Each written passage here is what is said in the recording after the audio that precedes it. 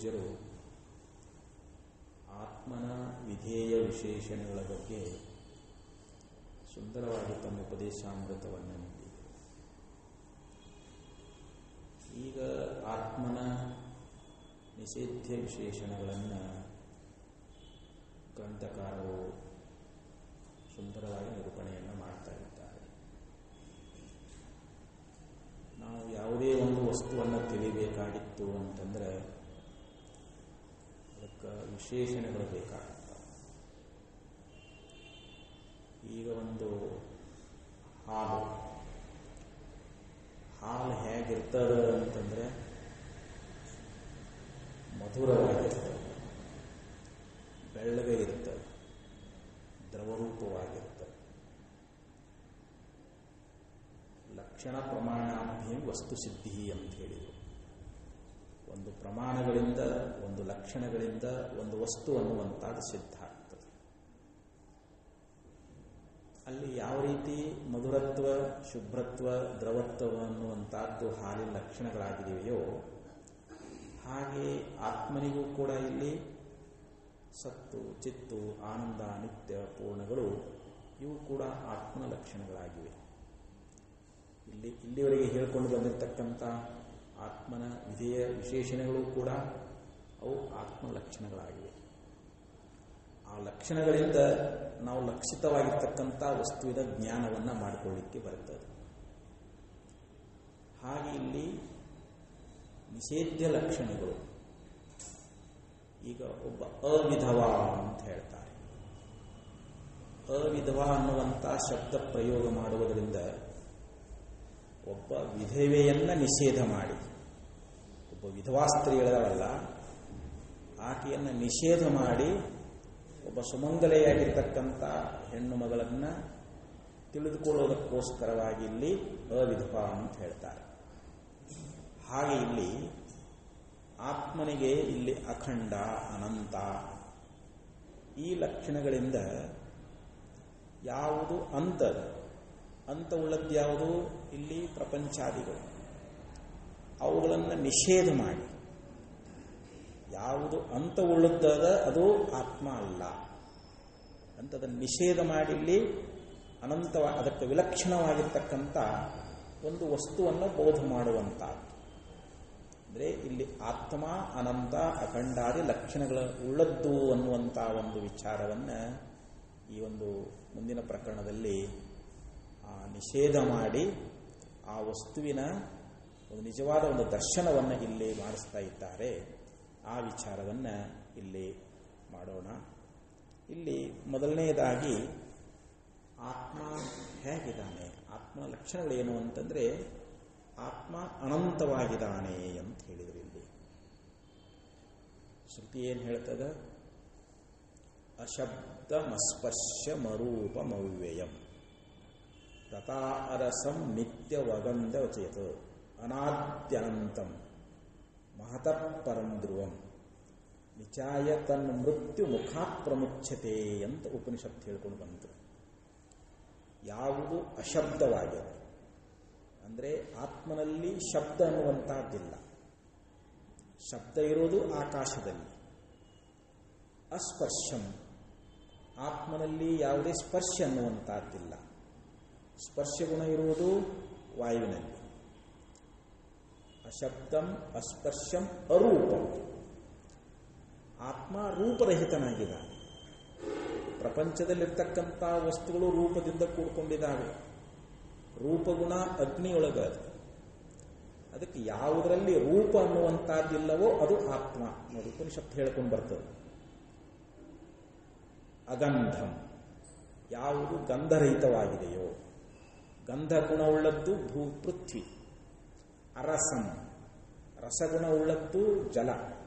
ಆದರೆ ಆತ್ಮನಲ್ಲಿ ಯಾವುದೇ ಗಂಧ ಇಲ್ಲ, ಯಾವುದೇ ರಸ ಅನ್ನುವಂಥದ್ದಿಲ್ಲ.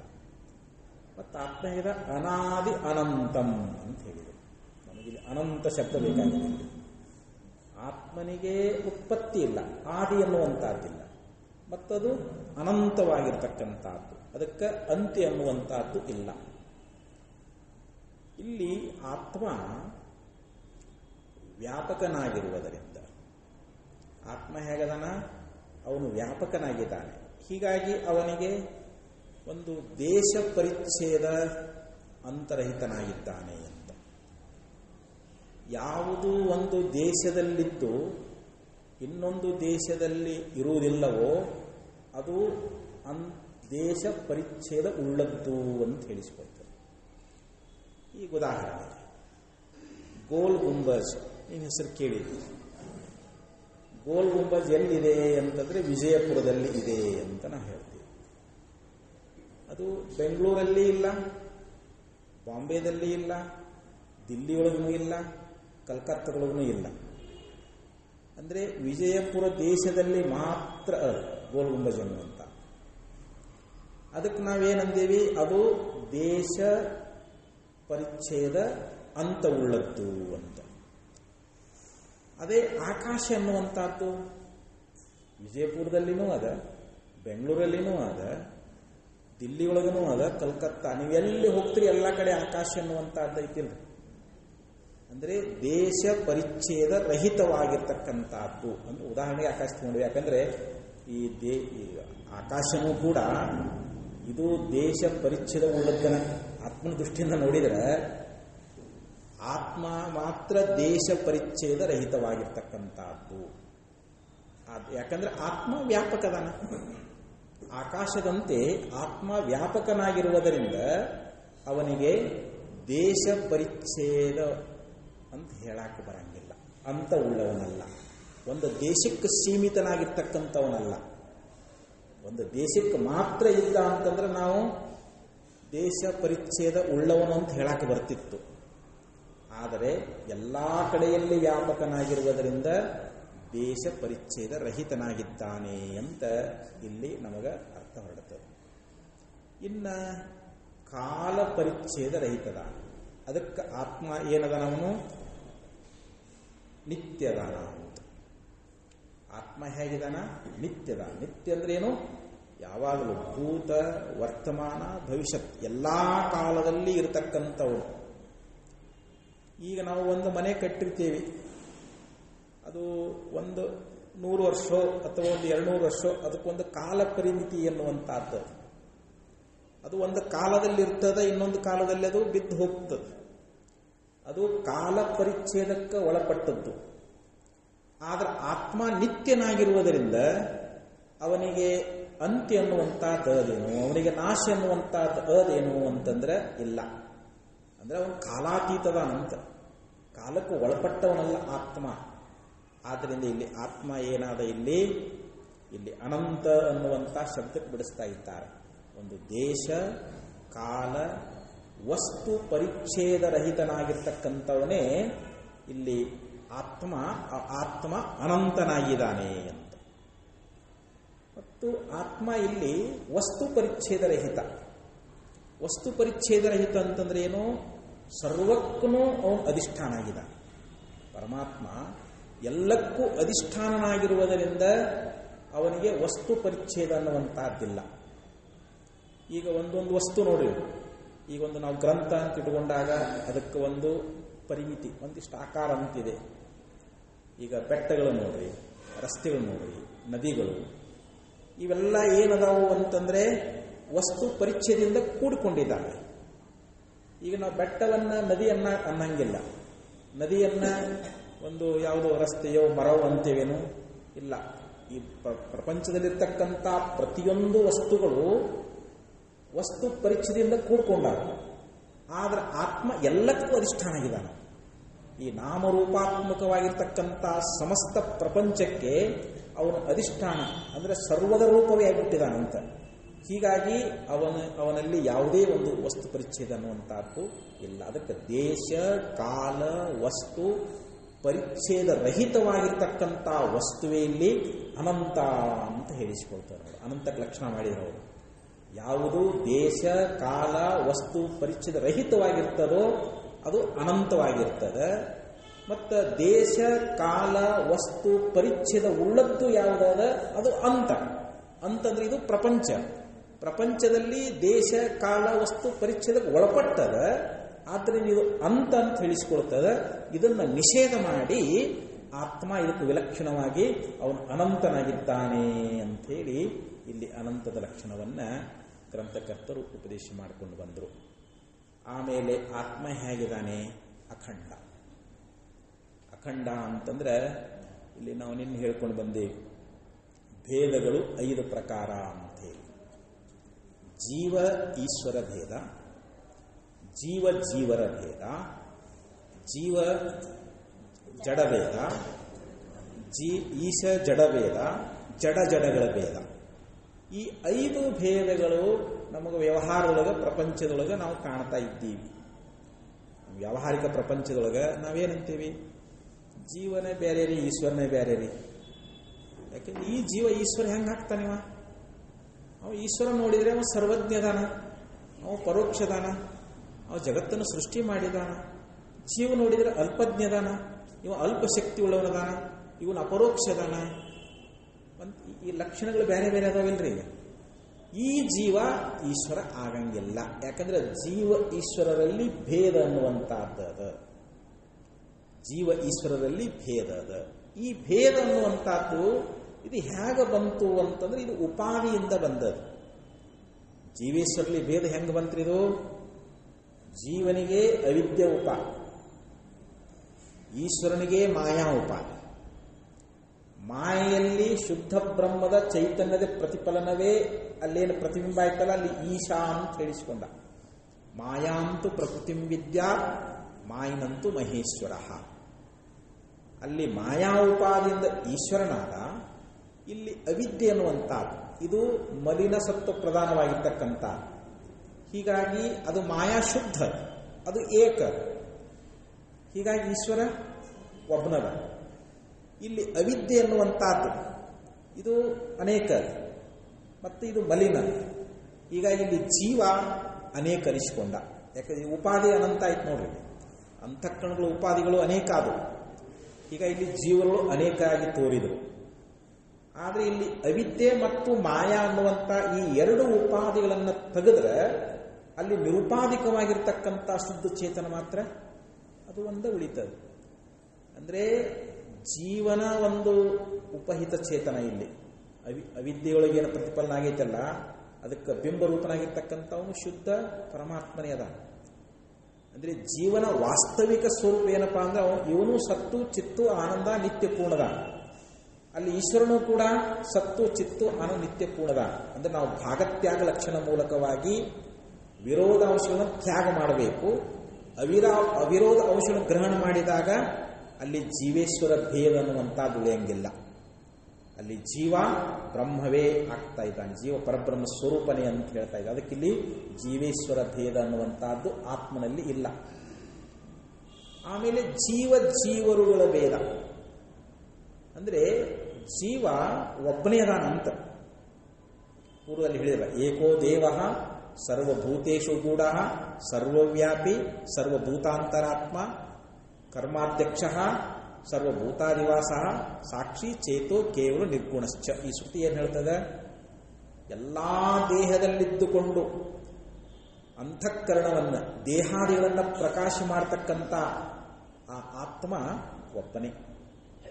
ಅಂದ್ರೆ ಇಲ್ಲಿ ನಾವು ಜೀವಗಳು ಅನೇಕ ತಿಳ್ಕೊಂಡಿದ್ದೀವಿ, ಜೀವರುಗಳು ನಾವು ಅನೇಕ ತಿಳ್ಕೊಂಡಿದ್ದೀವಿ. ಏಕದಾ ಬಹುದಾ ಚೈವ ದೃಶ್ಯತೆ ಜಲಚಂದ್ರವತ್. ಸಾವಿರಾರು ಕೊಡ ಇಟ್ಟ, ಸಾವಿರಾರು ಕೊಡದಲ್ಲಿ ನೀರನ್ನು ತುಂಬಿದ್ದಾರೆ. ಈಗ ಚಂದ್ರನ ಪ್ರತಿಬಿಂಬ ಎಲ್ಲಾ ಕೊಡದಲ್ಲಿ ಬಿದ್ದದ, ಹೌದಿಲ್ರಿ? ಎಲ್ಲಾ ಕೊಡಗಳಲ್ಲಿ ಚಂದ್ರನ ಪ್ರತಿಬಿಂಬ ಬಿದ್ದದ. ಈಗ ಬಿಂಬರೂಪನಾಗಿರ್ತಕ್ಕಂಥ ಚಂದ್ರ ಎಷ್ಟು ಮಂದಿ ಅದಾರ? ಈಗ ಅಲ್ಲಿ ಒಬ್ಬನ, ಹೌದಿಲ್ರಿ? ಒಬ್ಬನೇ ಚಂದ್ರ ಆ ಘಟಗಳ ಉಪಾದಿಯಿಂದ ಹೆಂಗ ಅನೇಕಾಗಿ ತೋರಿದಾನೋ ಹಾಗೆ ಅನೇಕ ಘಟಗಳು ಅಂದ್ರೆ ಶರೀರಗಳು, ಆ ಶರೀರದಲ್ಲಿರ್ತಕ್ಕಂಥ ಅಂತಃಕರಣಗಳು ಅನೇಕದಾವ. ಆದರೆ ಅಲ್ಲಿ ಪ್ರತಿಬಿಂಬ ಏನಾಗೈತಲ್ಲ, ಆ ಪ್ರತಿಬಿಂಬಕ್ಕೆ ಬಿಂಬರೂಪನಾಗಿರ್ತಕ್ಕಂಥ ಆತ್ಮ ಮಾತ್ರ ಒಬ್ಬನದ ಅನ್ನೋದಿಲ್ಲ. ಅದಕ್ಕಿಲ್ಲಿ ಜೀವ ಜೀವಗಳಲ್ಲಿ ಭೇದ ಇಲ್ಲ. ಅಂತಃಕರಣಗಳಲ್ಲಿ ಭೇದ ಅದ, ದೇಹಗಳಲ್ಲಿ ಭೇದ ಅದ. ಆದರೆ ಈ ಉಪಾಧಿ ನಾವು ಮಿಥ್ಯಾ ಅಂತ ಸಿದ್ಧ ಮಾಡಿಬಿಟ್ಟಿದ್ದೀವಿ. ಅದಕ್ಕಿರುವಂಥ ಆತ್ಮ ಮಾತ್ರ ಅಲ್ಲಿ ಒಬ್ಬನೇ, ಅಂದ್ರೆ ಏಕಜೀವವಾದ ಅಂತ. ತನಗೂ ಸರದಲ್ಲಿ ಭಾಳ ಇದು ಆಕ್ಷೇಪ ಮಾಡ್ಯಾರಲ್ರಿ, ಮತ್ತು ಒಬ್ಬನಿಗೆ ಸುಖ ಆಗ್ತೈತಿ, ಒಬ್ಬನಿಗೆ ದುಃಖ ಆಕೈತಿ, ಒಬ್ಬ ಸಾಯ್ತಾನ, ಒಬ್ಬ ಹುಟ್ಟತಾನ, ಮತ್ತು ಒಂದ ಜೀವಂತ ಹೆಂಗೆ ಹೇಳ್ತೀರಿ? ಅದು ಬಂದಾಗ ಪ್ರಸಂಗ ನೋಡೋಣ. ಅದು ಇರಲಿ ಇವಾಗ, ಈ ಸದ್ಯಕ್ಕೆ ನಮಗೆ ಇರ್ರಿ, ನಮಗೆ ಶಾರ್ಟ್ಕಟ್ಟಾಗಿ ಹೇಳ್ಬೇಕಾಗೈತಿ. ಇವಾಗ ಜೀವ ಒಬ್ಬನೇ ಅದಾನೆ ಹೊರತು ಜೀವ ಅನೇಕ ಅಲ್ಲ ಅಂತ. ಜೀವರಲ್ಲಿ ಭೇದ ಅನ್ನುವಂಥದ್ದಿಲ್ಲ. ಹಾಗೆ ಜೀವ ಜಡ ಭೇದ ಈ ಉಪಾದಿಯಿಂದ ಏನಾಗೈತಪ್ಪ ಅಂದ್ರೆ, ಈ ಜಡ ಅನ್ನುವಂಥದ್ದು, ಈ ಯಾವ ಪರ್ವತಗಳಾಗಲಿ ಗಿಡಮರಗಳಾಗಲಿ ಇವೆಲ್ಲ ಜಡ ಅದಾವು. ಈ ಜೀವರಲ್ಲಿ ಏನು ಭೇದ, ಜೀವ ಜಡರಲ್ಲಿ ಭೇದ ಅನ್ನುವಂಥದ್ದು ಏನಾದ, ಇದು ಔಪಾದಿಕ ದೃಷ್ಟಿಯಿಂದಲೇ ನಮಗೆ ಜಡ ಭೇದ ಅನಿಸೈತೆ ಹೊರತು ನಿರುಪಾದಿಕ ದೃಷ್ಟಿಯಿಂದ ನೋಡಿದರೆ ಇಲ್ಲಿ ಇರತಕ್ಕಂಥದ್ದು ಶುದ್ಧ ಚೈತನ್ಯ ಒಂದೇ ಅದ ಅಂತ. ಈ ರೀತಿ ಪಂಚ ಭೇದಗಳೇನದಾವಲ್ಲ, ಜಡಗಳ ಭೇದ ಆಗಲಿ, ಈಶ ಜಡ ಭೇದ ಆಗಲಿ, ಇವೆಲ್ಲವೂ ಉಪಾಧಿ ಮೂಲಕವಾಗಿ ತೋರ್ತಾ ಇದ್ದಾವೆ ಹೊರತು ಆತ್ಮ ನಿರುಪಾದಿಕನಾಗಿರುವುದರಿಂದ ಆತ್ಮ ಹೇಗಿದ್ದಾನೆ, ಅವನು ಅಖಂಡನಾಗಿದ್ದಾನೆ. ಯಾಕೆಂದಿರುವಂಥ ಆತ್ಮ ಶುದ್ಧ ಚೈತನ್ಯದ ಒಂದೇ, ಅದು ಒಂದೇ ಸತ್ಯ. ಆ ಆತ್ಮನಲ್ಲಿ ಯಾವುದೇ ಒಂದು ಜೀವ ಈಶ ಅಂತಾಗಲಿ ಜೀವಜರ ಆಗಂತಾಗಲಿ ಯಾವುದೇ ಭೇದ ಅನ್ನುವಂಥದ್ದಿಲ್ಲ. ಅದಕ್ಕೆ ಆತ್ಮ ಅಖಂಡ ಅಂತ ಹೇಳಿ. ಇನ್ನು ಆತ್ಮ ಅಸಂಗದ, ಅಸಂಗೋ ನಹಿ ಸಜ್ಜತೆ. ಶ್ರುತಿ ಏನು ಹೇಳ್ತದೆ? ಆತ್ಮ ಅಸಂಗ ಅಂದ್ರೆ ಯಾವುದರ ಸಂಘ ಆತ್ಮನಿಗೆ ಇಲ್ಲ ಅಂತ. ಈಗ ಲೋಕದೊಳಗೆ ಸಂಘಗಳದ ನೋಡಿ, ಸಂಬಂಧ. ಸಂಘ ಅಂದ್ರೆ ಏನು? ಸಂಬಂಧ ಅಂತ. ಈಗ ಸಜಾತಿಯ, ವಿಜಾತಿಯ, ಸ್ವಗತ, ಅಲ್ಲಿ 3 ರೀತಿಯಾಗಿರ್ತಕ್ಕಂಥ ಸಂಬಂಧಗಳು ಬರ್ತಾ ಇದ್ದಾವೆ. ಈಗ ಒಬ್ಬ ಬ್ರಾಹ್ಮಣ ಅದಾನಂತ ತಿಳ್ಕೊಳ್ರಿ. ಇವಾಗ ಬ್ರಾಹ್ಮಣ ಮತ್ತೊಬ್ಬ ಬ್ರಾಹ್ಮಣನಿಗೆ ಇರ್ತಕ್ಕಂಥ ಸಂಬಂಧ ಇದು ಸಜಾತಿಯ ಸಂಬಂಧ ಹೋದಿಲ್ರಿ. ಈಗ ಬ್ರಾಹ್ಮಣ ಏನ್ ಮಾಡ್ತಾನ, ತಾನು ಕನ್ಯೆ ಕೊಡಬೇಕಾಗಿತ್ತು ಅಂತಂದ್ರೆ ತಮ್ಮ ಬ್ರಾಹ್ಮಣ ತಮ್ಮ ಜಾತಿ ಒಳಗನ ಏನ್ ಮಾಡ್ತಾನ, ಕನ್ಯೆ ವರನ ಹುಡುಕಾಡಿ ಕೊಡ್ತಾ ಇದ್ದಾನೆ. ಅಂದ್ರೆ ಅಲ್ಲಿ ಬ್ರಾಹ್ಮಣರಿಗೂ ಮತ್ತು ಬ್ರಾಹ್ಮಣರಿಗಿರ್ತಕ್ಕಂಥ ಸಂಬಂಧ ಇದು ಸಜಾತಿಯ ಸಂಬಂಧ ಅಂತ ಹೇಳ್ಬೋದು. ಇನ್ನು ವಿಜಾತಿಯ ಸಂಬಂಧ ಅಂತಂದ್ರೆ, ಈಗೊಬ್ಬ ಬ್ರಾಹ್ಮಣನಾಗಿರ್ತಕ್ಕಂಥವನು ಶೂದ್ರ ಅಥವಾ ಕ್ಷತ್ರಿಯ ಅಥವಾ ವೈಶ್ಯ, ಬೇರೆ ಅನ್ಯ ಜಾತಿ ಅಂತ ತಿಳ್ಕೊಳ್ಳಿ. ಆ ಅನ್ಯ ಜಾತಿಯರೊಂದಿಗೆ ಸಂಬಂಧ ಮಾಡಿದಾಗ ಇದು ವಿಜಾತಿಯ ಸಂಬಂಧ ಅಂತ ಹೇಳಿಸ್ಕೊಡ್ತದೆ. ಹಾಗೆ ಇಲ್ಲಿ ಸ್ವಗತ ಅಂದ್ರೆ ಬ್ರಾಹ್ಮಣನಲ್ಲಿರ್ತಕ್ಕಂಥ ಹಸ್ತ ಆಗಲಿ, ಮಸ್ತಕ ಆಗಲಿ, ಪಾದ ಆಗಲಿ, ಅವನ ಶರೀರದಲ್ಲಿರ್ತಕ್ಕಂಥ ಸ್ವಗತ, ತನ್ನಲ್ಲಿ ಹೊಂದಿರತಕ್ಕಂಥ ಸಂಬಂಧ. ಅವನ ದೇಹದಲ್ಲಿ ಏನು ಅವಯವಗಳದಾವಲ್ಲ, ಕಾಲು ಬೇರೆ, ಕೈ ಬೇರೆ, ತಲೆ ಬೇರೆ, ಅಂದ್ರೆ ಇದು ಸ್ವಗತ ಸಂಬಂಧ ಅಂತ ಹೇಳಿಸ್ಕೊಳ್ತದೆ. ಹಿಂಗ ಸ್ವಗತ, ಸಜಾತಿ, ವಿಜಾತಿ ಸಂಬಂಧಗಳು ಈಗ ಲೌಕಿಕದಲ್ಲಿ ನಾವು ಪ್ರಪಂಚದಲ್ಲಿ ನೋಡ್ತಾ ಇದ್ದೀವಿ. ಹಾಗೆ ಇಲ್ಲಿ ಆತ್ಮನಲ್ಲಿ, ಆತ್ಮ ಹೇಗದನವನು ಏಕದ, ಒಬ್ಬನೇ ಆಗಿರುವುದರಿಂದ ಅವನಲ್ಲಿ ಜಾತ್ಯಾದಿಗಳು ಇಲ್ಲ. ಆತ್ಮನಲ್ಲಿ ಯಾವುದೇ ಜಾತಿ ಗೋತ್ರ ಅದನ್ರಿ. ಸಪರ್ಯಗಾಚುಕ್ರಮ ಕಾಯಮೌರಣಂ ಅಸ್ನಾವಿರಂ ಸಿದ್ಧಮ ಪಾಪವಿತ್ತಂ ಕವಿರ್ಮನಿಷಿ ಪರಿಭು ಸ್ವಯಂಭೂ ಅಂದ್ರೆ ಉಪನಿಷತ್ತು ಹೇಳ್ಕೊಂಡು ಬರ್ತೈತೆ ನೋಡ್ರಿ. ಆತ್ಮನಿಗೆ ಅಕಾಯಂ ಔರಣಂ, ಅವನಿಗೆ ಶರೀರಿಲ್ಲ, ಅವನಿಗೆ ಗಾಯಗಳಿಲ್ಲ ಅಂಥೇಳಿ ಹಿಂಗೆ ನಿಷೇಧ ಮಾಡ್ಕೊಂಡು ಬಂದರು. ಅಗೋತ್ರಂ ಅವರ್ಣಂ, ಶ್ರುತಿ ಹೇಳ್ತಾ ಇಲ್ರೆ ಅವನಿಗೆ ಯಾವುದೇ ಗೋತ್ರ ಇಲ್ಲ, ಏನೂ ಇಲ್ಲ. ಯಾಕೆ ಆತ್ಮ ಒಬ್ಬನೇ ಅದ. ಅವನು ಏಕನಾಗಿರುವುದರಿಂದ ಅವನಿಗೆ ಈ ಸ್ವಗತಾದಿ ಅಂದ್ರೆ ಸ್ವಜಾತಿ, ಸಜಾತಿ ಅಥವಾ ವಿಜಾತಿ ಯಾವುದೇ ಭೇದವನ್ನು ಇಲ್ಲಿ ಹೇಳಲಿಕ್ಕೆ ಬರುವುದಿಲ್ಲ ಅಂತ ಹೇಳ್ತಾ ಇದ್ದಾರೆ. ಇನ್ನು ನಾವು ಹೇಳ್ಬೋದು, ಇಲ್ಲಿ ಸ್ವಗತ ಸಜಾತಿ ಭೇದ ಹೇಳ್ಬೋದಲ್ರಿ. ಉದಾಹರಣೆಗೆ ಈಗ ಶಿವ ಅದಾನ, ಬ್ರಹ್ಮ ಅದಾನ, ವಿಷ್ಣು ಅದಾನ, ಮತ್ತು ಇಲ್ಲಿ ಸಜಾತಿಯ ಭೇದ ಅನ್ನುವಂಥದ್ದು ಕಾಣಿಸ್ತಾ ಇದೆಯಲ್ಲ ಅಂತ ನೀವು ಹೇಳ್ಬೋದು. ಆದರೆ ಈ ಸಜಾತಿಯ ಭೇದವು ಇಲ್ಲಂತ. ಅಬ್ಧಿ ಅಪಾರ ಸ್ವರೂಪ ಮಮ ಲಹರಿ ವಿಷ್ಣು ಮಹೇಶ್ ವಿಧಿರವ ಚಂದ ವರುಣಯಮ ಶಕ್ತಿ ಗಣೇಶ ಧನೇಶ. ಒಂದು ಸಮುದ್ರದಲ್ಲಿ ಎಷ್ಟೋ ತೆರೆಗಳು ಬರ್ತಾ ಇದ್ದಾವೆ. ಆ ತೆರೆಗಳು ಒಂದರಿಂದ ಒಂದು ತೆರೆಗಳು ಬರ್ತಾ ಇದ್ದಾವೆ. ಆ ತೆರೆಗಳು ಸಮುದ್ರವನ್ನು ಬಿಟ್ಟು ಬೇರೆ ಅದಾವೇನು? ಇಲ್ಲ. ನಮಗೆ ತೆರೆಗಳು ಒಂದರಿಂದ ಬೇರೆ ಬೇರೆ ತೆರೆಗಳು ಕಾಣ್ತಾವೆ. ಆದರೆ ಅವೆಲ್ಲವೂ ಸಮುದ್ರದ ಸ್ವರೂಪವೇ ಹೇಗಿದ್ದಾವೆಯೋ ಹಾಗೆ ಈ ಬ್ರಹ್ಮ ಅನ್ನುವಂಥ ಸಮುದ್ರ ಇದ್ದಂಗೆ.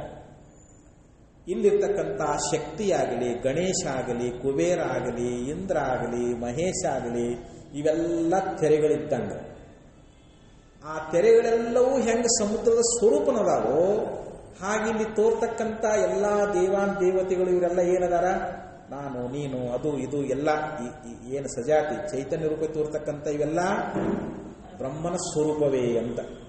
ಅದಕ್ಕೆ ಇಲ್ಲಿ ಸಜಾತಿಯ ಭೇದ ಇಲ್ಲ. ಯಾಕೆ ಇದು ಉಪಾದಿಯಿಂದ, ಉಪಾದಿ ಮೂಲಕವಾಗಿ ಇಲ್ಲಿ ಏನಾಗ್ಯದ, ಗಣೇಶ ಶಕ್ತಿ ಇಂದ ಅನೇಕ ರೂಪವಾಗಿ ತೋರಿದ್ರೂ ಕೂಡ ಅಲ್ಲಿ ಸಮುದ್ರ ಅನ್ನುವಂಥದ್ದು ಹೆಂಗೆ ಏಕರೂಪವಾಗಿದೆಯೋ ಹಾಗೆ ಶುದ್ಧವಾಗಿರ್ತಕ್ಕಂಥ ಈ ಬ್ರಹ್ಮದೊಳಗೆ ಈ ಎಲ್ಲ ದೇವತೆಗಳು ಉಪಾದಿಯಿಂದ ತೋರ್ತಾ ಇದ್ದಾರೆ ಹೊರತು ನಿರುಪಾದಿಕ ದೃಷ್ಟಿ ನೋಡಿದರೆ ಇವರು ಇಲ್ಲವೇ ಇಲ್ಲ ಅಂತ ಹೇಳಿ ಈ ಪ್ರಕಾರವಾಗಿ ವಿಜಾತಿಯ ಒಂದು ಸಂಬಂಧ ಅನ್ನುವಂಥ ಸಜಾತಿಯ ಸಂಬಂಧ ನಿರಾಕರಣೆ ಮಾಡಿದರು. ಹಾಗಾದರೆ ಇಲ್ಲಿ ಬ್ರಹ್ಮವನ್ನು ಬಿಟ್ಟು ಅಂದರೆ ಆತ್ಮನನ್ನು ಬಿಟ್ಟು ಈ ಸ್ಥೂಲ ಸೂಕ್ಷ್ಮವಾಗಿರ್ತಕ್ಕಂಥ ಪ್ರಪಂಚ ಐತಲ್ರಿ, ಮತ್ತಿಲ್ಲಿ ವಿಜಾತಿ ಸಂಬಂಧ ಹೇಳ್ರಲ್ಲ. ಈ ಪ್ರಪಂಚದ ಸ್ಥೂಲ ಸೂಕ್ಷ್ಮ ರೂಪವಾಗಿ ಪ್ರಪಂಚ ತೋರಾಕತ್ತದಲ್ಲ, ಮತ್ತು ಇದನ್ನು ಹೇಳ್ರಿ ಅಂತಂದ್ರೆ ಇದು ಪ್ರಪಂಚ ಏನದು, ಇದು ಮಾಯಾ ಕಾರ್ಯದಿದು. ಏನು ಮಾಯಾ ಸತ್ಯ ಅಂತಿರೋ ಮಿಥ್ಯ ಅಂತಿರೋ? ಮಾಯಾ ಮಿಥ್ಯವಾಗಿರುವುದರಿಂದ ಮಾಯಾ ಕಾರ್ಯವಾಗಿರ್ತಕ್ಕಂಥ ಈ ಸ್ಥೂಲ ಸೂಕ್ಷ್ಮ ಪ್ರಪಂಚ ಮತ್ತಿದು ಮಿಥ್ಯಾನೆ. ಅಂದ್ರೆ ಈ ತೋರ್ತಕ್ಕಂಥ ಪ್ರಪಂಚ ಇದು ಸ್ವಪ್ನದಂತೆ ಮಿಥ್ಯವಾಗಿರುವುದರಿಂದ ಇಲ್ಲಿ ಆತ್ಮನಿಗೆ ವಿಜಾತಿಯ ಸಂಬಂಧವನ್ನು ಕೂಡ ಹೇಳಕ್ಕೆ ಬರಂಗಿಲ್ಲ. ಹೌದಿಲ್ಲ, ವಿಜಾತಿಯ ಸಂಬಂಧವೂ ಕೂಡ ಇಲ್ಲ. ಇನ್ನು ಆತ್ಮ ಒಬ್ಬನದ, ಅವನು ನಿರವಯವಯದ, ಅವನಿಗೆ ಅವಯವಗಳಿಲ್ಲ. ಅವಯವಗಳಿದ್ರೆ ಅವನಿಗೆ ಕೈ ಕಾಲು ಕೈ ಇದ್ರೆ ಸ್ವಗತ ಭೇದ ಹೇಳಕ್ಕೆ ಬರ್ತಿತ್ತು. ಆತ್ಮ ನಿರವಯವನಾಗಿರುವುದರಿಂದ ಅವನಲ್ಲಿ ಈ ಸ್ವಗತ ಭೇದ ಅನ್ನುವಂಥದ್ದು ಕೂಡ ಇಲ್ಲ. ಅದಕ್ಕೆ ಸ್ವಗತಾದಿ ಭೇದಗಳು ಆತ್ಮನೋಳಿಲ್ಲವೆಂತೆಯೇ ಗಗನದಂತೆ ನಿರವಯವನಾಗಿ ಜ್ಞಾನಪ್ರವಾಸದಲ್ಲಿ ಹೇಳ್ಕೊಂಡ್ಬರ್ತಾರೆ. ಸ್ವಗತಾದಿ ಭೇದಗಳು ಅಂದ್ರೆ ಸ್ವಗತ ಸಜಾತಿ ವಿಜಾತಿ ಭೇದಗಳು ಆತ್ಮನೋಳಿಲ್ಲ, ಇವು ಆತ್ಮನಲ್ಲಿ ಇಲ್ಲವೇ ಇಲ್ಲ. ಯಾಕಂತಂದ್ರೆ ಗಗನದಂತೆ ನಿರವಯವನಾಗಿ, ಗಗನ ಹೆಂಗೆ ನಿರವಯವಾಗಿದೆಯೋ ಹಾಗೆ ನಿರವಯವನಾಗಿರುವುದರಿಂದ ಈ ಆತ್ಮನಲ್ಲಿ ಇಲ್ಲಿ ಸ್ವಗತ ಸಂಬಂಧ ಆಗಲಿ, ಸಜಾತಿಯ ಸಂಬಂಧ ಆಗಲಿ, ವಿಜಾತಿಯ ಸಂಬಂಧ ಆಗಲಿ, ಈ ಮೂರೂ ಸಂಬಂಧವನ್ನ ಹೇಳಲಿಕ್ಕೆ ಬರುವುದಿಲ್ಲ. ಅದಕ್ಕೆ ಆತ್ಮ ಅಸಂಗದಾನ ಅಂತ. ಯಾವುದರೇ ಸಂಬಂಧ ಅನ್ನುವಂಥದ್ದು ಆತ್ಮನಲ್ಲಿಲ್ಲ ಅಂತ ಹೇಳಿದರು. ಇನ್ನು ಆತ್ಮ ಹೇಗಿದ್ದಾನೆ ಇನ್ನೊಂದು ವಿಶೇಷವನ್ನು ಹೇಳ್ತಾರೆ, ಅದ್ವೈತ. ನ ದ್ವೈತಂ ಅದ್ವೈತಂ. ಯಾವುದರಲ್ಲಿ ಎರಡನ್ನುವಂಥದ್ದು ಇಲ್ಲವೋ ಅದು ಅದ್ವೈತ ಅಂತ ಹೇಳಿಸಿಕೊಳ್ತದೆ. ಬ್ರಹ್ಮ ಅದು ಏಕಮೇವ ಅದ್ವಿತೀಯವಾಗಿರ್ತಕ್ಕಂಥದ್ದು. ಸದೇವ ಆಸೀತ್. ಈ ಸೃಷ್ಟಿ ಪೂರ್ವದೊಳಗೆ ಏ ಸೌಮ್ಯ, ಈ ಸದ್ರೂಪವಾಗಿರ್ತಕ್ಕಂಥ ಅಂದರೆ ಸ್ವಗತ ಸಜಾತಿ ವಿಜಾತಿ ಭೇದರಹಿತವಾಗಿರ್ತಕ್ಕಂಥ ಬ್ರಹ್ಮವಸ್ತು ಅನ್ನುವಂಥದ್ದು ಸೃಷ್ಟಿ ಪೂರ್ವದಲ್ಲಿ ಇದು ಒಂದೇ ಇತ್ತು ಅಂತ ಹೇಳ್ತಾ ಇದ್ದಾರೆ. ಸತ್ ಏವ ಆಸೀತ್. ಇದಮಗ್ರೆ ಅಂದ್ರೆ ಏನು? ನಾಮರೂಪಾತ್ಮಕವಾದ ಈ ಜಗತ್ತು ಸೃಷ್ಟಿಯಾಗುವುದಕ್ಕಿಂತ ಪೂರ್ವದೊಳಗೆ ಏನಿತ್ತು? ಏಕಮೇವ ಅದ್ವಿತೀಯಂ. ಏಕಂ ಅನ್ನೋದ್ರಿಂದ ಸ್ವಗತ ಭೇದ ಇಲ್ಲ, ಏವ ಅನ್ನೋದ್ರಿಂದ ಸಜಾತಿಯ ಭೇದವಿಲ್ಲ, ಅದ್ವಿತೀಯಂ ಅನ್ನೋದ್ರಿಂದ ವಿಜಾತಿಯ ಭೇದವಿಲ್ಲ. ಅಂದರೆ ಏಕಮೇವ ಅದ್ವಿತೀಯವಾಗಿರ್ತಕ್ಕಂಥ ಬ್ರಹ್ಮವಸ್ತು ಒಂದೇ ಇತ್ತು ಅಂತೇಳಿ ನಮಗೆ ಶ್ರುತಿ ಬೋಧ ಮಾಡುತ್ತೆ. ಅಂದರೆ ಇಲ್ಲಿ ಬ್ರಹ್ಮವಸ್ತು ಅದು ಅದ್ವಯ, ಅದು ಅದ್ವೈತ. ಅದ್ವೈತ ಅಂದ್ರೆ ಏನು? ಅದು ಒಂದೇ ಆಗಿರ್ತಕ್ಕಂಥದ್ದು. ನಾವು ಅನ್ಬೋದು ಅಲ್ರಿ ಈ ಪ್ರಪಂಚ ಐತಲ್ಲ, ಬ್ರಹ್ಮ ಭಿನ್ನವಾಗಿ ಈ ಜಗತ್ತನ್ನುವಂಥದ್ದು ಐತಲ್ಲ ಅಂತಂದ್ರೆ ಅದಕ್ಕೆ ಹೇಳ್ತಾರೆ ಬ್ರಹ್ಮ ದೃಶ್ಯಂ ಮಾಯಾ ಇತಿ ವೇದಾಂತ ಡಿಂಡಿಮಃ. ಇಲ್ಲಿ ದೃಗ್ರೂಪವಾಗಿರ್ತಕ್ಕಂಥ ಬ್ರಹ್ಮವಸ್ತು ಅದು ಒಂದ, ಇದು ದೃಶ್ಯ. ಯಾವುದು? ಈ ಪ್ರಪಂಚ. ಇದು ಮಾಯಾಕಲ್ಪಿತ. ಅದಕ್ಕೆ ಶ್ರುತಿ ಹೇಳ್ಕೊಂಡು ಬಂತು ನೋಡ್ರಿ, ಮಾಯಾ ಮಾತ್ರ ಇದಂ ದ್ವೈತಂ ಅದ್ವೈತಂ ಪರಮಾರ್ಥತಃ. ಪಾರಮಾರ್ಥಿಕವಾಗಿರ್ತಕ್ಕಂಥದ್ದು ಯಾವುದು? ತ್ರಿಕಾಲದಲ್ಲಿ ಅಬಾಧಿತವಾಗಿರ್ತಕ್ಕಂಥ ಯಾವ ವಸ್ತು ಅದೋ ಅದು ಪಾರಮಾರ್ಥಿಕ ಸತ್ತ ಉಳ್ಳದ್ದು ಅಂತ ತಿಳಿಸ್ಕೊಳ್ತು, ಅದು ಬ್ರಹ್ಮ. ಮತ್ತು ಈ ದ್ವೈತ ರೂಪವಾಗಿರ್ತಕ್ಕಂಥ ಪ್ರಪಂಚ ಐತಲ್ಲ, ಇದು ಮಾಯಾ ಮಾತ್ರ, ಮಾಯಾ ಕಲ್ಪಿತ. ಅಂದ್ರೆ ಮಾಯ ಇಲ್ಲದ್ದು ಅಂದ್ರೆ ಪ್ರಪಂಚ ಇಲ್ಲದ್ದು ಅಂತ ನಮ್ಮ ಅಜ್ಞಾನ ದೃಷ್ಟಿ ಗೋಚರ ಆಗ್ಲಿಕ್ಕತ್ತದ. ಹೆಂಗೆ ಸ್ವಪ್ನ ತೋರ್ಲಿಕ್ಕತ್ತದೋ, ಸ್ವಪ್ನದೋಪಾದಿಯಲ್ಲಿ ಈ ಪ್ರಪಂಚ ಅನ್ನುವಂಥದ್ದು ತೋರ್ತದೆ. ಅದಕ್ಕೆ ಇಲ್ಲಿ ದ್ವೈತ ಅನ್ನುವಂಥದ್ದು ಇದು ಮಿಥ್ಯಾದೇ ಹೊರತು ಇದು ಸತ್ಯವಾಗಿರ್ತಕ್ಕಂಥದ್ದಲ್ಲ. ಅದಕ್ಕೆ ಅದ್ವಯ ರೂಪವಾಗಿರ್ತಕ್ಕಂಥ ಬ್ರಹ್ಮವೇ ಇಲ್ಲಿ ಯಥಾರ್ಥವಾಗಿರ್ತಕ್ಕಂಥದ್ದು ಅಂತ ಹೇಳಿದರು. ಇನ್ನು ಆತ್ಮನಿಗೆ ಇನ್ನು ಲಕ್ಷಣ ಹೇಳ್ತಾರ, ಅಜನ್ಮ ಅಂತ ಹೇಳ್ತಾರೆ. ಆತ್ಮನಿಗೆ ಜನ್ಮ ಅದೇನು ವಿಚಾರ ಮಾಡಿ. ನ ಜಾಯತೆ ನ ಮ್ರಿಯತೆ ವಾ ಕದಾಚ. ಗೀತೆಯಲ್ಲಿ ಹೇಳ್ತು, ಉಪನಿಷತ್ತಿನಲ್ಲಿ ಹೇಳ್ತು, ಆತ್ಮನಿಗೆ ಜನ್ಮ ಅನ್ನುವಂಥದ್ದಿಲ್ಲ. ಯಾವುದಕ್ಕೆ ಜನ್ಮವನ್ನು ಹೇಳ್ತೇವೋ ಅದಕ್ಕೆ ನಾವು ಮರಣವನ್ನು ಹೇಳಬೇಕಾಗ್ತದೆ. ಒಂದು ವೇಳೆ ಆತ್ಮನಿಗೆ ಜನ್ಮವನ್ನು ಹೇಳಿದ್ರೆ ಏನು ದೋಷ ಆಗ್ತದ? ಈಗ ಆತ್ಮ ಅದಾನ, ಹುಟ್ಟ್ಯಾನಂತ ಹೇಳೋಣ, ಹುಟ್ಟಿದಾನೆ ಅಂತ ಹೇಳೋದಕ್ಕೆ ಅವನಿಗೆ ಮರಣ ಹೇಳಲೇಬೇಕಲ್ರಿ. ಜಾತಸ್ಯ ಹಿ ಧ್ರುವ ಮೃತ್ಯು ಧ್ರುವಂ ಜನ್ಮ ಮೃತಸ್ಯ ಚ. ಗೀತೆಯಲ್ಲಿ ಪರಮಾತ್ಮ ಹೇಳ್ತಾನ. ದೇಹ ಹುಟ್ಟುತ್ತದಂತ ಹೇಳ್ತೇವೆ ಹೊರತು ಆತ್ಮ ಹುಟ್ಟ್ಯಾನಂತ ಹೇಳಕ್ಕೆ ಬರಂಗಿಲ್ಲ. ಯಾಕಂದ್ರೆ ಆತ್ಮ ಮೊದಲು ಇದ್ದವನ. ಒಂದ್ ವೇಳೆ ಹುಟ್ಟ್ಯಾನಂತ ತಿಳ್ಕೊಡ್ರಿ. ಈಗ ಆತ್ಮ ಹುಟ್ಟಿದ, ಮುಂದೆ ಅವ ಸಾಯ್ತಾನೆ. ಈಗ ಆತ್ಮ ಹುಟ್ಟಿದ ಬಳಿಕ ಇಲ್ಲಿ ಕರ್ಮ ಫಲ ಅನುಭವಿಸ್ಬೇಕಲ್ಲ. ಮತ್ತು ಅವ ಹಿಂದೆ ಎಲ್ಲಿ ಕರ್ಮ, ಅವ ಹಿಂದೆ ಇಲ್ಲೇ ಇಲ್ಲಲ್ಲ, ಈಗ ಹುಟ್ಟಿ ಬಂದಾನೀಗ. ಮತ್ತೆ ಆ ಕರ್ಮದ ಫಲ ಎಲ್ಲಿ ಅನುಭವಿಸ್ತಾನವ? ಮತ್ತೆ ಮಾಡೇ ಕರ್ಮ ಮಾಡಿಲ್ಲಲ್ಲವ, ಹಿಂದೆ ಇಲ್ಲೇ ಇಲ್ಲಲ್ಲ, ಈಗ ಹುಟ್ಟಿ ಬಂದಾನೀಗ. ಇಲ್ಲಿ ಕರ್ಮ ಅಂದ್ರೆ ಕರ್ಮ ಮಾಡಲಾರದೆ ಕರ್ಮದ ಫಲ ಅನುಭವಿಸ್ತಾನೆ ಅಂತ ಹೇಳ್ಬೇಕಾಕೈತಿ ನಾವು. ಕರ್ಮ ಮಾಡಲಾರದೆ ಅದ್ರ ಫಲ ಅನುಭವಿಸ್ತಾನೆ ಅಂತ ಹೇಳ್ಬೇಕಾಕೈತಿ. ಮತ್ತೆ ಈಗ ಕರ್ಮ ಮಾಡಿದ, ಇಲ್ಲಿ ಸತ್ತು ಹೋದ ಅಂತಂದ್ರೆ ಆ ಮಾಡಿದ ಕರ್ಮ ಫಲ ಹಂಗ ಉಳ್ಕೊಂಡ್ಬಿಟ್ಟವಲ್ಲ ಅವು. ಮತ್ತೆ ಯಾಕೆ ಪರಲೋಕಾದಿಗಳು ಇಲ್ಲೇ ಇಲ್ಲ. ಮತ್ತೆ ಈಗ ಆತ್ಮನಿಗೆ ನಾವು ಅನಿತ್ಯ ಅಂತ ಹೇಳಿಬಿಟ್ರೆ, ಈ ಪರಲೋಕ ಉಂಟು, ಜೀವನು ಈ ದೇಹ ಬಿಟ್ಟ ಬಳಕ ಪರಲೋಕಕ್ಕೆ ಹೋಗ್ತಾನೆ ಅಂತ ಏನು ಆಸ್ತಿಕವಾದಿಗಳದಾರ, ಅವ್ರು ಇದನ್ನು ಹೋಗ್ತಾರೇನು? ಒಪ್ಪಂಗಿಲ್ಲ. ಆದ್ರಿಂದ ಇಲ್ಲಿ ಆತ್ಮನಿಗೆ ಜನ್ಮ ಅನ್ನುವಂಥದ್ದಿಲ್ಲ. ಜನ್ಮ ಇಲ್ಲದ್ರಿಂದ ಅವನಿಗೆ ಮರಣವೂ ಕೂಡ ಇಲ್ಲ. ಯಾಕೆಂದ್ರೆ ಆತ್ಮ ಏನದನವನು ಅಜನ್ಮ. ಅದಕ್ಕೆ ಅನೇಕ ಶ್ರುತಿಗಳೆಲ್ಲ ಹೇಳ್ಕೊಂಡು ಬಂದಿದ್ದಾವೆ. ಆದ್ದರಿಂದ ಇಲ್ಲಿ ಆತ್ಮ ಅವನಿಗೆ ಜನ್ಮ ಅನ್ನುವಂಥದ್ದಿಲ್ಲ ಅಂಥೇಳಿ. ಮತ್ತು ಜನ್ಮಾದಿಗಳು ಎದಕ್ಕದಾವು? ಈ ಸ್ಥೂಲ ದೇಹಕ್ಕೆ. ಸೂಕ್ಷ್ಮ ದೇಹಕ್ಕೂ ಕೂಡ ಜನ್ಮ ಇಲ್ಲ ಅಂತಾರೆ. ಯಾಕಂದ್ರೆ ಅದು ದೇಹದಿಂದ ದೇಹಕ್ಕೆ ತಿರುಗ್ತಾ ಇರ್ತದ್ರೆ ಅದು ಆ ಸೂಕ್ಷ್ಮ ದೇಹ, ಅದಕ್ಕೂ ಕೂಡ ಮರಣಿಲ್ಲ. ಈ ಸ್ಥೂಲ ದೇಹ ಮಾತ್ರ ಇದು ಹುಟ್ಟಿದ, ಇದು ಸಾಯ್ತದೆ. ಅಂದ್ರೆ ಅದು ಎಲ್ಲಿ ತನಕ ತಿರುಗ್ತದೆ ಅಂದ್ರೆ ತತ್ವಜ್ಞಾನ ಆಗೋ ತನಕ. ತತ್ವಜ್ಞಾನ ಆಯಿತು ಅಂತಂದ್ರೆ ಲಿಂಗ ಶರೀರ ಭಂಗ ಆಗ್ತದೆ. ಲಿಂಗ ಶರೀರ ಅವಾಗ ಸಾಯ್ತು ತತ್ವಜ್ಞಾನದಿಂದ. ಅಲ್ಲಿ ತನಕ ಅದಕ್ಕೆ ಮರಣ ಅನ್ನುವಂಥದ್ದು ಇಲ್ಲವೇ ಇಲ್ಲ ಅಂತ. ಅದಕ್ಕಿಲ್ಲಿ ಆತ್ಮ ಏನಾಗಿದ್ದಾನೆ? ಅಜನ್ಮನಾಗಿದ್ದಾನೆ. ಅಜನ್ಮ ಅಂದ್ರೇನು? ಜನ್ಮ ಮರಣ ರಹಿತನಾಗಿದ್ದಾನೆ ಅಂಥೇಳಿ ಆತ್ಮನಿಗೆ ಅಜನ್ಮ ಅನ್ನುವಂಥ ಲಕ್ಷಣವನ್ನು ಹೇಳಿದರು. ಹಾಗೆ ಆತ್ಮ ಹೇಗಿದ್ದಾನೆ? ನಿರ್ವಿಕಾರ ಅಂತ ಇನ್ನೊಂದು ಲಕ್ಷಣ ಹೇಳ್ತಾ ಇದ್ದಾರೆ. ಆತ್ಮನ ವಿಶೇಷ ಯಾವುದು? ನಿರ್ವಿಕಾರ. ವಿಕಾರವನ್ನು ಆತ್ಮ ಹೊಂದೋದಿಲ್ಲ. ಅವಿನಾಶಿ ಆತ್ಮ ಅಚಲ್. ನೋಡಿ, ಅವಿನಾಶಿ ಆತ್ಮ ಅಚಲ್ ಅಂತ ಹೇಳಿದ್ದಾರೆ. ಆತ್ಮ ಅವಿನಾಶಿ ಅಂದ್ರೆ ಅವನಿಗೆ ಮರಣ ಇಲ್ಲ. ಅಚಲ ಅನ್ನೋದ್ರಿಂದ ಅವನು ಚಲಿಸುವುದಿಲ್ಲ, ಅವನಲ್ಲಿ ಯಾವುದೇ ವಿಕಾರಗಳಿಲ್ಲ. ಜಗತ್ತಾತೈ ಪ್ರತಿಕೂಲ. ಆದರೆ ಈ ಜಗತ್ತನ್ನುವಂಥದ್ದು ಇದು ವಿನಾಶವುಳ್ಳದ್ದು, ಇದು ವಿಕಾರವುಳ್ಳದ್ದು.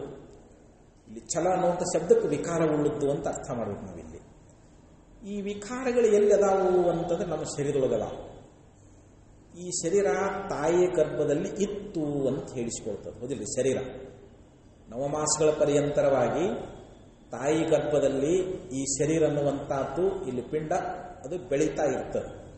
ಅಲ್ಲಿ ಇತ್ತು, ಅಸ್ತಿತೆ, ಜಾಯತೆ, ತಾಯಿ ಗರ್ಭದಿಂದ ಹುಟ್ಟಿತು. ಆಮೇಲೆ ವರ್ಧತೆ, ಅನ್ನ ಹಾಲು ಉಂಡು ಆ ಶರೀರ ಏನಾಗ್ತದ್ರಿ? ಬೆಳೀತದಿಲ್ರಿ. ಮೊದಲು ಶಿಶು ಇರ್ತದೆ, ಬಾಲಕಾವಸ್ಥೆ ಬರ್ತದೆ. ಆ ಬಾಲ್ಯದಿಂದ ಯೌವನಕ್ಕೆ ಬರ್ತದೆ ವರ್ಧತೆ. ವಿಪರಿಣಿಮತೆ, ಅದು ಪರಿಣಾಮ ಹೊಂದುತ್ತದೆ. ಬರೀ 16 ವರ್ಷಕ್ಕಿಂತ ಅಷ್ಟೇ ಶರೀರ ಹಂಗೆ ಇರ್ತದೆ. ಮತ್ತೆ ಮುಂದೆ 25-30 ವರ್ಷ ಹೋದಂಗೆ ಶರೀರ ಬೆಳವಣಿಗೆ ಹಾಕೋಂತ ಹೋಗ್ತದಿಲ್ರಿ, ಅದು ಪರಿಣಾಮ ಹಾಕೋಂತ ಹೋಗ್ತದೆ. ಕೊನೆಗೆ 50 ವರ್ಷ 60 ವರ್ಷ ದಾಟ್ತಂತಂದ್ರೆ ಅವಾಗೆಲ್ಲ ಕ್ಷೀಣ ಆಗ್ತು ಅಂತ ಅಪಕ್ಷೀಯತೆ. ಕೂದಲು ಬೆಳಗಾಗ್ತಾವು, ಕಿವಿ ಕೆಳರಂಗೆ ಆಗ್ತದ, ಹಲ್ಲುಗಳು ಬಿದ್ದು ಹೋಗ್ತಾವು, ಮೈ ಎಲ್ಲ ಚರ್ಮ ಶುಕ್ಕಗಟ್ತದ, ಕೈಕಾಲ ಶಕ್ತಿ ಎಲ್ಲ ಕುಂದಿ ಹೋಗ್ತದ, ಅಪಕ್ಷೀಯತೆ. ಕೊನೆಗೊಂದು ದಿವಸ ವಿನಶ್ಯತಿ, ಇದು ನಾಶವಂತದ್ದು. ಈ ಸದ್ಭಾವ ವಿಕಾರಗಳು ಎದಕ್ಕದಾವು? ಇವು ಶರೀರಕ್ಕದಾವು. ಒಂದು ಘಟ, ಮಣ್ಣಿನೊಳಗೆ ಮೊದಲು ಘಟ ಇದ್ದಿದ್ದಿಲ್ಲ, ಅಲ್ಲಿ ಮಣ್ಣಿನಿಂದ ಅದು ಹುಟ್ಟಿತು, ಘಟ ತಯಾರು ಮಾಡಿದ, ಈಗ ತೋರಾಕ್ ಪ್ರಕಟ ಆಗೈತಿವ ಘಟ. ಅಲ್ಲಿನೂ ಕೂಡ ಹೇಳ್ತಾರೆ, ಅಸ್ಥಿತೆ ಜಾಯತೆ ವರ್ಧತೆ ಪರಿಣಮತೆ ಅಪಕ್ಷೀಯತೆ ವಿನಶ್ಯತಿ. ಈ 6 ವಿಕಾರಗಳು ಮಣ್ಣಿನೊಳಗದಾವ, ಆದ್ರೆ ಅವು ಬೆಳೆಯೋದು ನಮಗೆ ಗೊತ್ತಾಗಲ್ಲ. ಅಂದರೆ ಅದು ದಿನಕ್ಕೆ ಅದು ಆ ಮಣ್ಣಿನ ಕೊಡ ಎಷ್ಟು ದಿವಸ ಇರ್ತದೆ? ಅದು ಏನು 1000 ವರ್ಷ ಇರ್ತದೆ ಅಂದ್ರೆ ಅಲ್ಲಿಯೂ ಬದಲಾವಣೆ. ಯಾಕೆ ಪ್ರಕೃತಿ ಇದು ಬದಲಾವಣೆ ಹೊಂದುವುದೇ ಇದು. ಕೊನೆಗೆ ಒಂದು ದಿವಸ ಅದು ಗಡಿ ಒಡೆದು ಹೋಗಿಬಿಡ್ತದೆ. ಆದರೆ ಆತ್ಮನಿಗೆ ಈ 6 ವಿಕಾರಗಳು ಇಲ್ಲ. ಆತ್ಮ ಏನಾಗಿದ್ದಾನೆ? ಅವನು ಅವಿಕಾರಿಯಾಗಿದ್ದಾನೆ ಅಂತ. ಅವನು ನಿರ್ವಿಕಾರ ಸ್ವರೂಪನಾಗಿರುವುದರಿಂದ ಅವನು ವಿಕಾರವನ್ನು ಹೊಂದುವಂಥವನಲ್ಲ. ಹಾಗೆ ಇಲ್ಲಿ ನಿರಾಕಾರ. ಆತ್ಮ ಹೇಗಿದ್ದಾನೆ ಅಂತ ಅವನಿಗೆ ಆಕಾರ ಅನ್ನುವಂಥದ್ದಿಲ್ಲ. ಈಗ ಈ ಒಂದು ಶರೀರ ಅನ್ನುವಂಥದ್ದು ಇದು ಸ್ಥೂಲ, ಸೂಕ್ಷ್ಮ, ಉದ್ದ, ಕುಳ್ಳ, ಗಿಡ್ಡ ಅಂತಾರಲ್ಲ. ಈ 4 ರೀತಿಯಾಗಿರ್ತಕ್ಕಂಥವುಗಳು ನಾವು ಜಗತ್ತಿನಲ್ಲಿ ತೋರ್ತಾ ಇದ್ದಾವೆ. ಈಗ ನಮ್ಮ ಶರೀರ ಇದು ಸ್ಥೂಲ ಆಗ್ತದೆ, ಮತ್ತೆ ಇದು ಸಣ್ಣದಾಗ್ತದೆ, ಕ್ಷೀಣ ಆಗ್ತದೆ. ಆವಳಕ್ಕೆ ಇದು ಶರೀರ ಉದ್ದ ಮತ್ತು ಕುಳ್ಳ. ಇದು ಈ 4 ವಸ್ತು ಜಗತ್ತಿನಲ್ಲಿರ್ತಕ್ಕಂಥ ಶರೀರಾದಿಗಳಲ್ಲಿ ನಾವು ನೋಡ್ತಾ ಇದ್ದೀವಿ. ಆದರೆ ಆತ್ಮ ಅಸ್ಥೂಲಂ ಅಣನು. ಶ್ರುತಿ ಹೇಳ್ತದೆ ಆತ್ಮನು ಸ್ಥೂಲವಾಗಿರ್ತಕ್ಕಂಥ ದೇಹವಲ್ಲ. ಆತ್ಮ ಅಲ್ಲಿ ಸೂಕ್ಷ್ಮ ಅಂದರೆ ಯಾವುದು? ಅದಕ್ಕೆ ಹೇಳ್ತಾರೆ ಅಣೋರಣೀಯ ಮಹತೋ ಮಹೀಯ ಆತ್ಮಾಸಿ ಜಂತೋ ನಿಹಿತೋ ಗುಹಾಯಾಮ್ ಅಂತ ಶ್ರುತಿ ಹೇಳ್ತದೆ. ಅಣುವಿಗಿಂತಲೂ ಅಣು, ಮಹತ್ತಿಗಿಂತಲೂ ಮಹತ್ ಅಂತ ಹೇಳ್ತಾರೆ. ಆತ್ಮ ಅಷ್ಟು ಅವನು ಸೂಕ್ಷ್ಮ ಮತ್ತು ಸ್ಥೂಲ. ಅಂದರೆ ಅವನಲ್ಲಿ ಸ್ಥೂಲತ್ವವನ್ನು ಹೇಳಕ್ಕೆ ಬರಂಗಿಲ್ಲ, ಸೂಕ್ಷ್ಮತ್ವವನ್ನು ಹೇಳಕ್ಕೆ ಬರಂಗಿಲ್ಲ. ಅವನು ಉದ್ದನೂ ಅಲ್ಲ, ಗಿಡ್ಡನೂ ಅಲ್ಲ.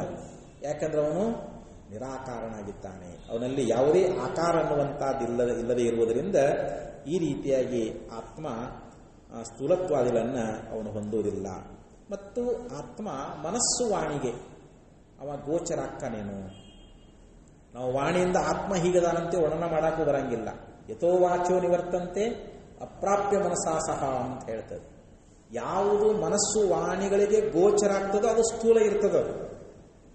ಸ್ಥೂಲವಾಗಿರ್ತಕ್ಕಂಥ ವಸ್ತು ಅದನ್ನು ನಾವು ಮನಸ್ಸಿನಿಂದ ಹಿಂತಾದಂತೂ ಅದನ್ನು ನಾವು ಚಿಂತನೆ ಮಾಡಬಹುದು.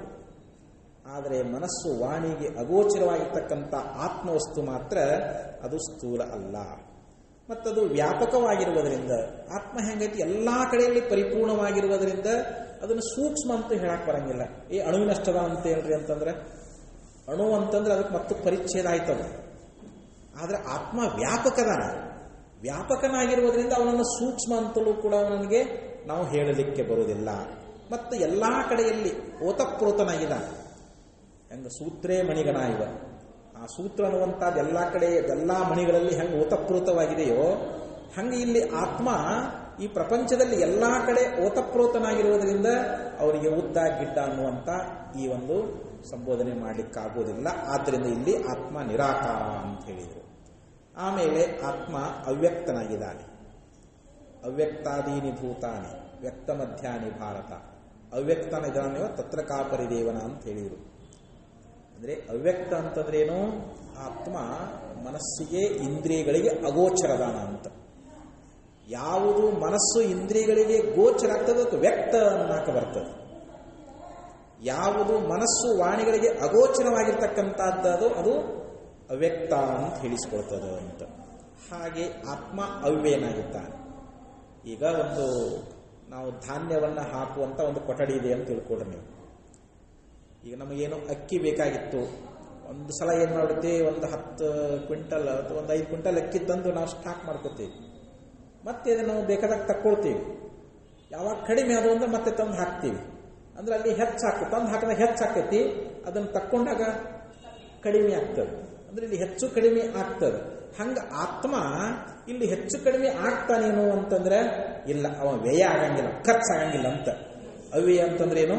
ಹೆಚ್ಚು ಕಡಿಮೆ ಆಗುವಂಥವನಲ್ಲ, ಅದಕ್ಕೆ ಅವನು ಅವ್ಯಯನಾಗಿದ್ದಾನೆ ಅಂತೇಳಿ ಅದರ ಲಕ್ಷಣ ಹೇಳಿದರು. ಇನ್ನು ಕೊನೆಯದಾಗಿ ಹೇಳ್ತಾರೆ ಅಕ್ಷರ. ಕ್ಷರ ಅಂತಂದ್ರೆ ನಾಶ. ಕ್ಷರ ಸರ್ವಾಣಿ ಭೂತಾನಿ ಕೂಟಸ್ಥೋಕ್ಷರ ಉಚ್ಯತೆ ಉತ್ತಮ ಪುರುಷಸ್ತನ್ಯ. ಗೀತೆಯಲ್ಲಿ ಪರಮಾತ್ಮ ಹೇಳಿಲ್ರೆ, ಕ್ಷರ ಸರ್ವಾಣಿ ಭೂತಾನಿ, ಈ ಸಕಲ ಭೂತಗಳು ಅಂದ್ರೆ ಪೃಥಿವ್ಯಾದಿ ಪಂಚಭೂತಗಳಾಗಲಿ ಇವೆಲ್ಲವೂ ಕ್ಷರ ಅಂದ್ರೇನು? ನಾಶವುಳ್ಳವುಗಳು ಅಂತ. ಈ ಪಂಚಭೂತಗಳಿಂದ ಉತ್ಪತ್ತಿಯಾಗಿರ್ತಕ್ಕಂಥ ದೇಹಾದಿಗಳು ಕೂಡ ಇವು ಕ್ಷರ, ಇವು ನಾಶವುಳ್ಳವುಗಳು. ಕೂಟಸ್ಥಂ ಅಕ್ಷರ ಉಚ್ಯತೆ. ಇಲ್ಲಿ ಕೂಟಸ್ಥ, ಕೂಟವತ್ ತಿಷ್ಠತೀತಿ ಕೂಟಸ್ಥ ಅಂದ್ರೆ ಇಲ್ಲಿ ಪ್ರತ್ಯೇಗಾತ್ಮ, ಕೂಟಸ್ಥ, ಸಾಕ್ಷಿ ಅಂತ ನಾವೇನು ಕರಿತೇವಲ್ಲ, ಅವನು ನಾಶರಹಿತದಾನ. ಈ ಶರೀರಾದಿಗಳ ನಾಶ ಆದರೂ ಕೂಡ ಆತ್ಮನಿಗೆ ನಾಶ ಅನ್ನುವಂಥದ್ದಿಲ್ಲ. ಅವ ಆತ್ಮ ಯಾವಾಗಲೂ ಒಂದೇ ರೀತಿಯಾಗಿರ್ತಾನೆ, ಅವನು ಅಕ್ಷರ ಸ್ವರೂಪನಾಗಿದ್ದಾನೆ ಅಂತೇಳಿ ಈ ಪ್ರಕಾರವಾಗಿ ಭಗವದ್ಗೀತೆಯಲ್ಲಿಯೂ ಕೂಡ ಭಗವಂತ ನಮಗೆ ಉಪದೇಶ ಮಾಡ್ಕೊಂಡು ಬಂದಾನ. ಅದಕ್ಕೆ ಇವು ನಿಷೇಧ್ಯ ವಿಶೇಷಣಗಳು. ಅಂದರೆ ಇಲ್ಲಿ ಅಖಂಡ ಅನಂತ ಅಂತ ಹೇಳಿದ್ದೀವಿ.